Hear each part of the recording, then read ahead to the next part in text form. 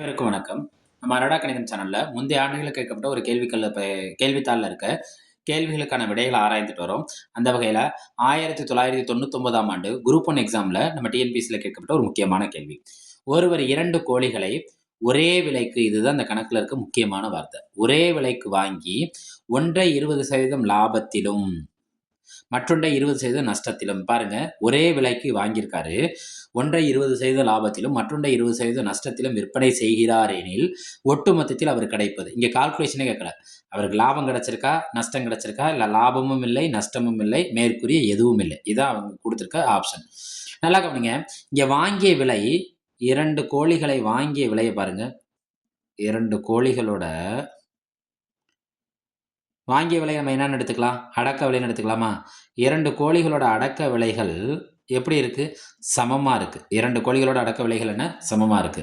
2 கோழி, அதாவது ஒரு 2 பொருட்களோட அடக்க விலைகள் சமமா இருந்தா, 2 பொருட்களோட அடக்க விலைகள் சமமா இருந்து அதுல ஒண்ணு அதே அளவிலான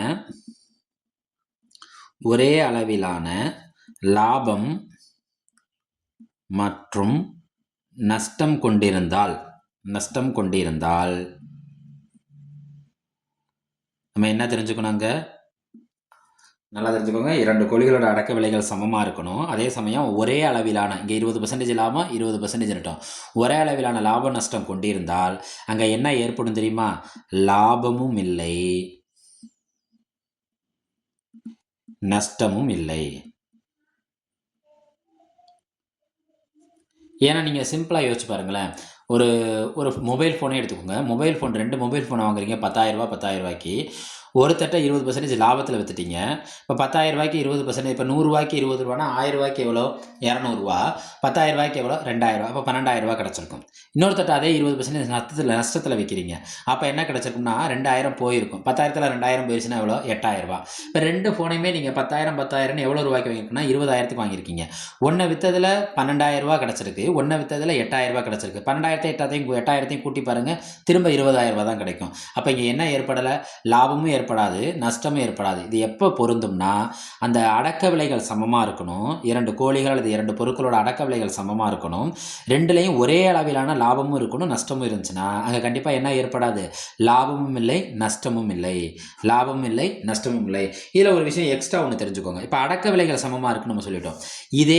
இதே கணக்கில் விற்பனை விலைகள் சமமாக இருக்கலாம்.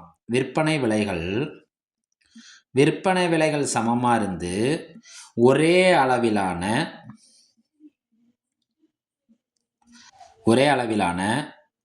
லாபமும் நஷ்டமும் ஏற்பட்டிருந்தால் அங்க என்ன ஏற்படும் தெரியுமா?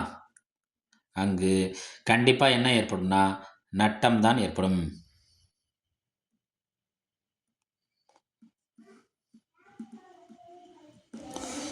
பாருங்க, அடக்க விலைகள் சமமாக இருந்து ஒரே அளவிலான லாபம் நஷ்டம் கொண்டிருந்தால் அங்கே எதுவுமே ஏற்படாது, லாபமும் இல்லை நஷ்டமும் இல்லை. ஆனால் விற்பனை விலைகள் சமமாக இருக்கிறப்ப ஒரே அளவிலான லாபமும் நஷ்டம் ஏற்பட்டது, அங்கே என்ன ஏற்படும்? நஷ்டம் ஏற்படும். நம்ம அரடா கணிதம் சேனலை லைக் பண்ணுங்கள், சப்போர்ட் பண்ணுங்கள், ஷேர் பண்ணுங்கள். நீங்கள் கொடுக்குற ஒவ்வொரு லைக்குமே இந்த வீடியோவை அடுத்த நிலைக்கு எடுத்து செல்லும். உங்களோட ஆதரவுக்கு நன்றி.